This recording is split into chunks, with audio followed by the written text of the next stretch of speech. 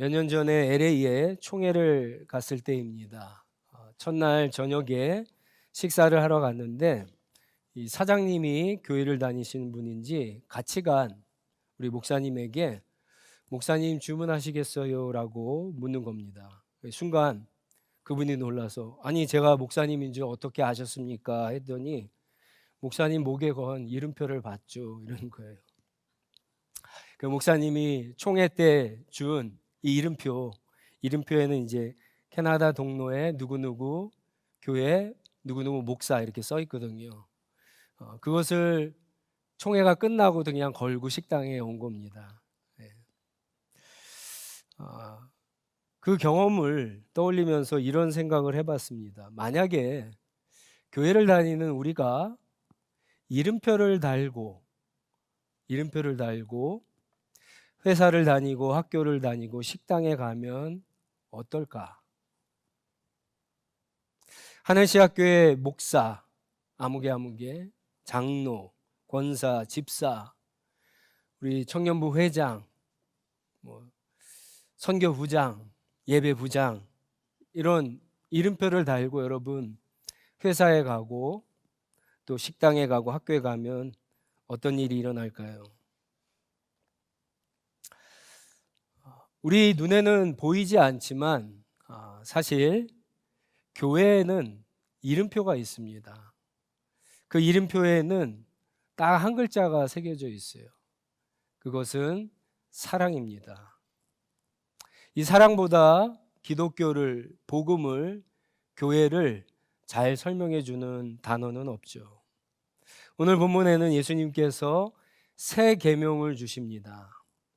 34절이 새 계명이고요. 35절은 새 계명을 지켰을 때 얻게 되는 효과라고 할 수가 있는데 여러분 이 말씀은 요한복음에만 나오는 새 계명이고요. 그리고 이 말씀은 제가 생각할 때는 성경 전체에서 가장 중요한 말씀 가운데 하나입니다.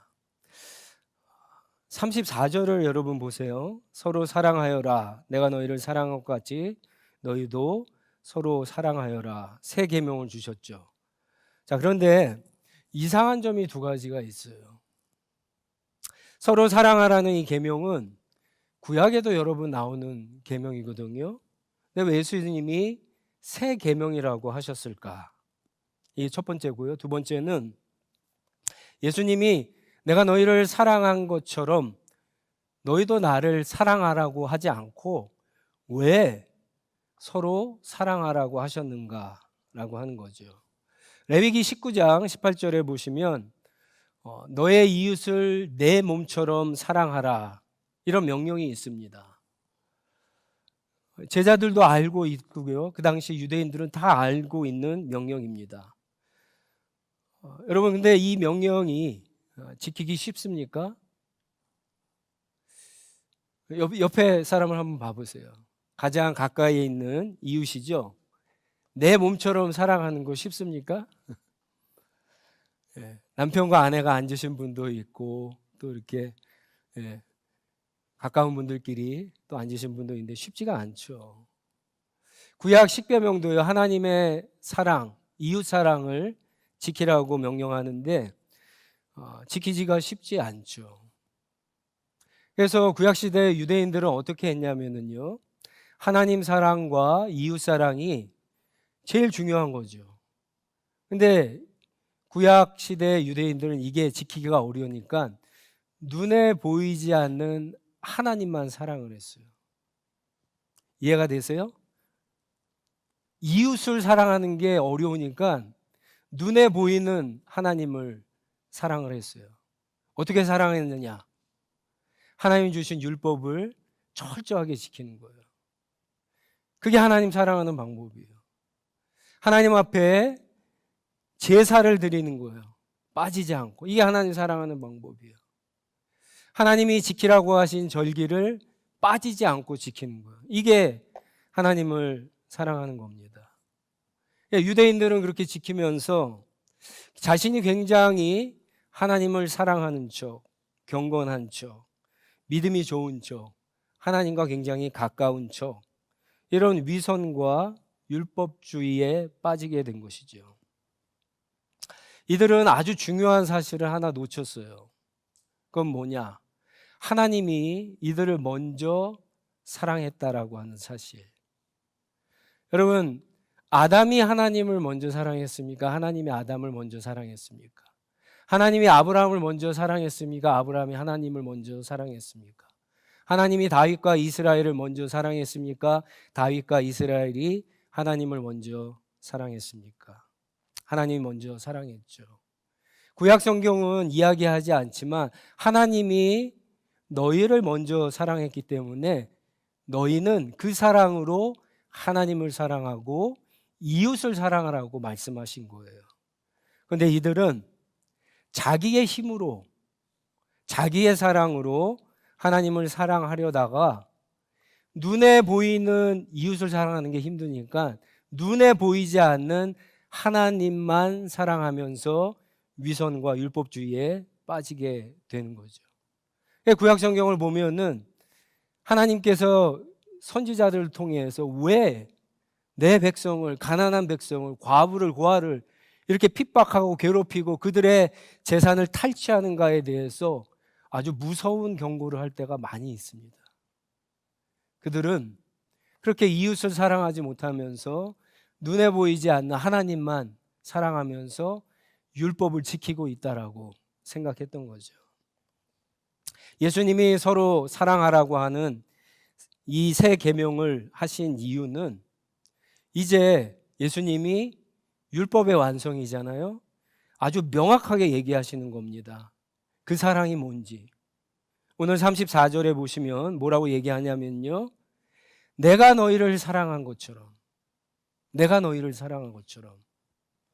여러분, 예수님께서 서로 사랑할 수 있는 이유, 동기, 그 힘, 그 사랑의 힘의 근원이, 원천이 무엇인지, 능력이 무엇인지를 예수님이 새롭게 주셨기 때문에 우리가 이것을 새 계명이라고 이야기하는 겁니다. 예수님의 사랑이죠. 서로 사랑하라는 것은 자기의 힘과 자기의 사랑으로 사랑하는 게 아니라 예수님의 사랑으로 사랑하는 겁니다. 예수님의 사랑은 뭡니까? 이 말씀이 있기 전에 예수님이 주인이시면서 하나님의 보내심을 받았기 때문에 종처럼 제자들의 발을 씻겼던 그 사랑입니다. 그리고 얼마 후에는 예수님께서 유다가 배신하고 베드로가 3번 부인하고 제자들이 예수님을 배반하고 다 도망갈 것을 아시는데도 불구하고 십자가에서 죽으심으로 그들을 사랑하신 바로 그 사랑이죠. 요한은 요한복음 3장 16절에서 이것을 하나님의 사랑이라고도 다르게 표현했습니다. 하나님 사랑, 예수님의 십자가 죽음의 사랑, 바로 이겁니다. 예수님은 제자들에게 너희의 힘과 사랑으로 사랑하면 실패한다라고 말씀하신 거죠. 가장 대표적인 사람이 바로 베드로입니다. 우리가 읽지는 않았지만 36절부터 38절에 보시면 베드로가 자기의 힘과 자기의 사랑으로 예수님을 사랑한다라고 고백을 합니다. 주님, 제가 목숨을 버려서라도 주님을 사랑하겠습니다. 다짐을 하죠. 이 다짐은 거짓말이 아닙니다. 진심입니다. 그런데 그 진심을 베드로가 지켰느냐? 이게 문제죠. 베드로는 지키지 못합니다. 베드로의 결심과 마음과 다짐은 진짜였지만 베드로의 사랑은요, 결국 어떻게 나타났냐면 예수님을 잡으러 군대가 왔을 때 대제사장의 종 말고의 귀를 칼로 자르는 그것으로 표현을 합니다. 예수님이 대제사장에게 집에 끌려갔을 때 몰래 대제사장의 뜰까지만 쫓아가는 것으로 베드로는 사랑을 표현합니다. 하지만 자신의 목숨을 잃을 위기에 처했을 때 베드로는 3번 예수님을 부인하게 됩니다. 이게 자기의 힘으로, 자기의 사랑으로 하는 사랑의 실패죠. 이게 오늘 우리들의 실패이기도 합니다. 예수님은 또 왜 너희를 사랑한 것처럼 너희는 나를 사랑하라고 하지 않고 서로 사랑하라고 했느냐라고 하는 거죠. 가장 쉬운 답을 말씀드리면 그것은 제자들과 예수를 믿는 사람들, 오늘날의 교회죠. 교회가 예수님의 몸이기 때문에 그렇습니다. 예수님의 몸을 사랑하는 것은 결국 뭡니까? 예수님을 사랑하는 거죠. 제자들이 서로를 사랑하는 것은, 교회가 형제자매들이 서로 사랑하는 것은 결국 교회의 몸인 우리가 예수님을 사랑하는 것과 똑같은 것이기 때문에 그렇습니다. 자, 그런데 문제는 오늘날 많은 그리스도인들이, 교회가 눈에 보이는 형제자매를 사랑하지 않고 눈에 보이지 않는 예수님을 사랑하고 있습니다. 구약시대 유대인처럼. 어떻게 사랑합니까? 방식은 똑같아요. 열심히 성경을 읽습니다. 기도 모임에 참여해서 열심히 기도해요. 그렇게 사랑을 해요. 예배 빠지지 않고 출석함으로 사랑을 해요. 교회 여러 가지 봉사를 하면서 사랑을 해요. 하나님 말씀하신 헌금을 빠지지 않고 드림으로 사랑을 해요. 그러다 보니까 이게 쉬운 거죠. 눈에 보이지 않는 하나님을 사랑하는 것이, 눈에 보이지 않는 예수님을 사랑하는 것이 바로 내 옆에 있는 눈에 보이는 형제자매를 사랑하는 것보다 쉬운 겁니다. 어려운 답을 말씀드리죠. 35절에 있는 말씀입니다.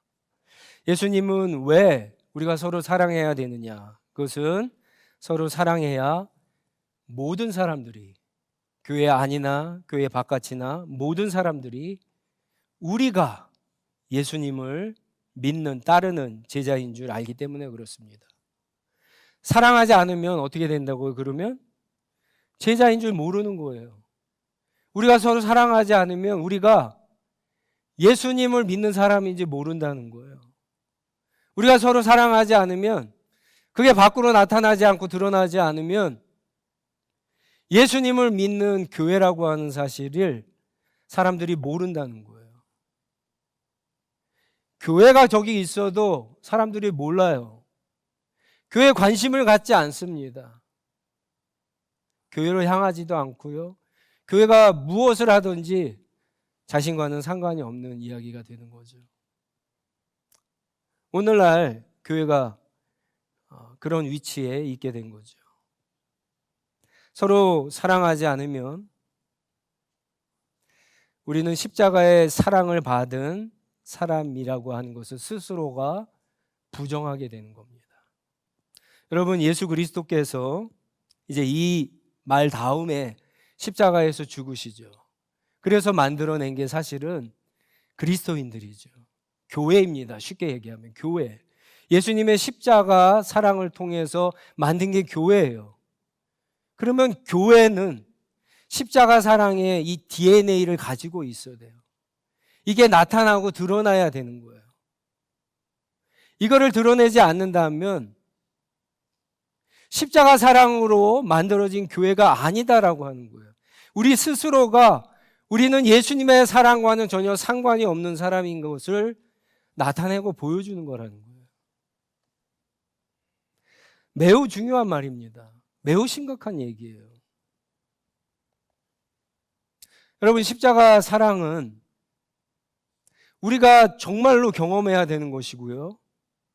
또한 교회 바깥에 있는 사람들, 아직 예수님을 모르는 사람들을 십자가 사랑을 경험하게 해야지 이들이, 그죠? 이들이 생명, 구원을 얻을 수 있잖아요. 근데 여러분, 어떻게 이들로 하여금 십자가 사랑을 경험하게 할까요? 하나님은 눈에 보이지 않아요. 예수님은 눈에 보이지 않아요. 예수님은 분명히 성령님을 보내주셨는데 성령님을 보신 분이 계신가요, 여기서? 안 보여요. 어떻게 십자가의 사랑을 보여주죠?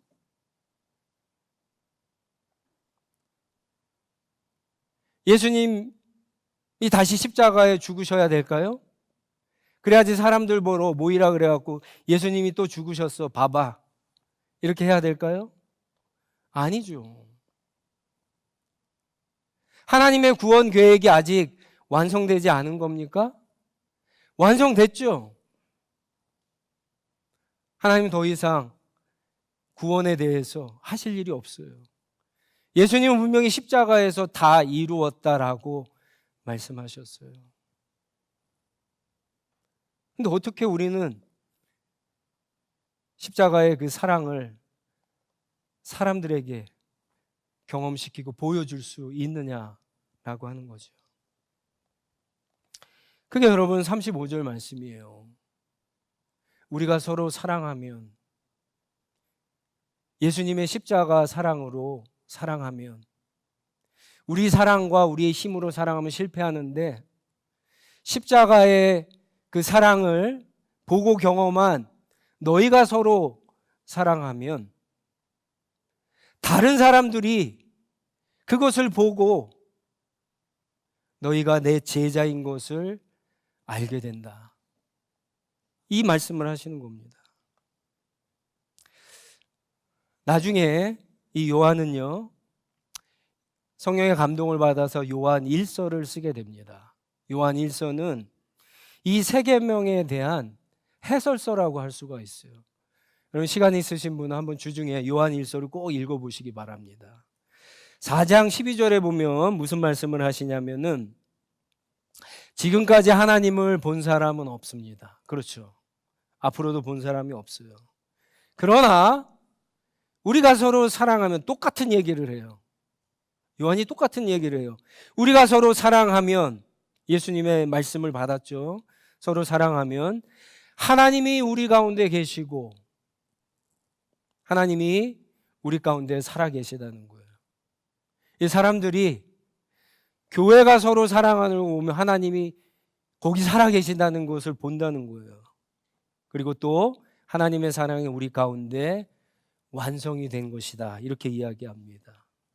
하나님의 사랑, 그리스도의 사랑이 우리 가운데 온전하게 드러난다라고 하는 거죠.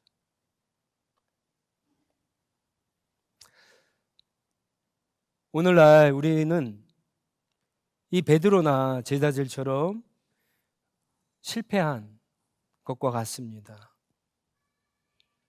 우리의 힘과 우리의 사랑으로 형제 자매를 사랑하려고 했기 때문에 그렇죠. 우리가 예배 가운데, 찬양 가운데, 기도 가운데 예수님을 사랑하고 하나님을 사랑했다라고 하는 고백이 가짜가 아닙니다. 진짜입니다. 오늘 우리가 찬양하면서 예수님을 사랑한다라고 고백을 했는데 아무도 그것을 거짓으로 고백한 사람은 없을 거예요. 문제는 그렇게 못하죠. 지키지가 못한다는 거예요. 왜요? 우리의 힘과 우리의 사랑으로 사랑하기 때문에 그렇죠. 예수님은 십자가의 사랑으로 서로 사랑하라고 말씀을 하십니다. 제자들은 이 말씀을 이해하지 못했어요. 베드로는, 제자들은 이 말씀을 받고도 실패했죠. 그러나 여러분, 예수님이 이제 이 말씀 후에 십자가에서 죽으시고 부활하신 후에 나타나시죠. 그들이 기도할 때 오순절날 성령이 임하십니다. 그리고는 가룟 유다를 빼놓고 11명의 제자들은 완전히 달라집니다. 완전히 달라져요. 그들은 다 목숨을 걸고 예수님의 교회를 사랑하게 되죠.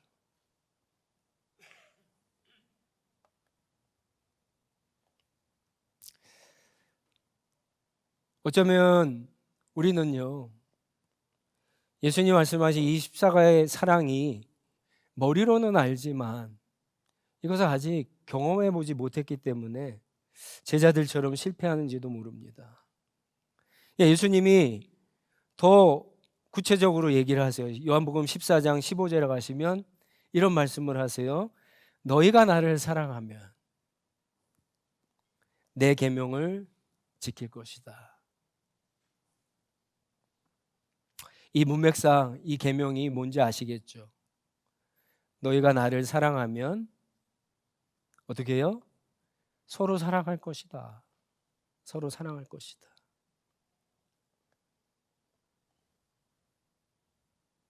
제자들은 여전히 그럴 능력이 없지만 십자가의 사랑을 아직 모르기 때문에 그렇죠. 그러나 예수님이 십자가에서 죽고 부활하신 후에 그 사랑의 의미를 조금씩 깨닫게 됩니다. 그 사랑으로 서로 사랑하기 시작합니다. 그 사랑으로 교회를 사랑하기 시작하죠. 놀랍게도 예수님은요, 이 실패한 베드로에게 요한복음 21장에서 또 나타나시죠. 그러면서 베드로에게 더 정확히 얘기해 주십니다. 내가 나를 사랑하느냐? 내가 나를 사랑하느냐? 예수님, 베드로가 내 사랑합니다. 3번 고백하죠. 그랬더니 뭐라 그럽니까? 그럼 나를 더 사랑해 봐라. 이런 얘기 안 하세요. 똑같은 얘기를 하십니다. 내 양을 먹이라, 내 양을 치라. 예수님의 양이 누구예요? 우리들이죠. 교회죠.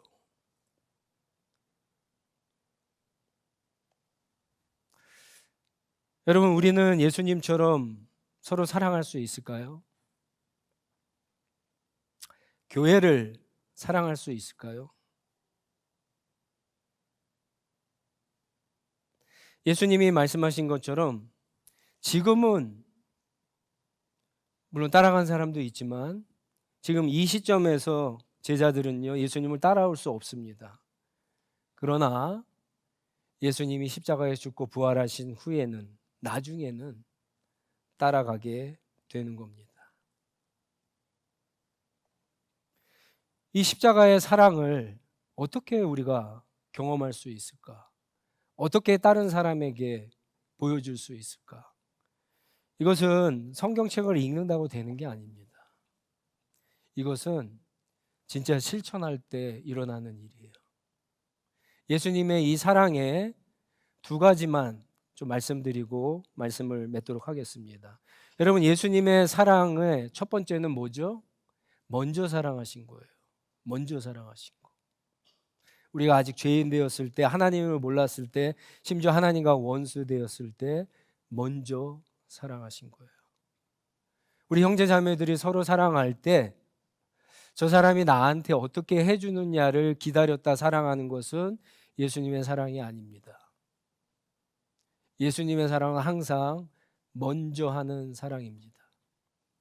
또 한 가지는요, 예수님의 사랑은 희생의 사랑입니다. 저와 여러분들은 예수님처럼 목숨을 내놓고 형제 자매를 사랑하지 못합니다. 그러나 십자가의 사랑이 우리 가운데 가득하게 부어질 때는 제자들처럼 그렇게 사랑할 수 있습니다. 여러분, 목회를 하면서 분명하게 깨닫는 게 한 가지 있습니다. 그것은 희생이 없는 곳에 생명의 역사, 열매는 없다는 것. 희생이 없이 생명의 역사들, 열매들이 맺어지는 경우가 있을까요? 없어요. 누군가가 희생을 해야지 바로 그곳에 싹이 트고 자라고 꽃이 피고 열매가 맺는 생명의 역사가 나타나게 되는 겁니다.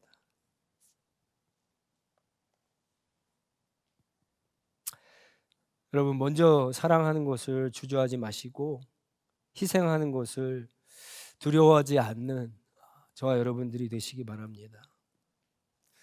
저는 이 말씀이 저의 목회에 있어서 아주 중요한 말씀이에요. 목사도 목회를 하다가 지칠 때가 있어요.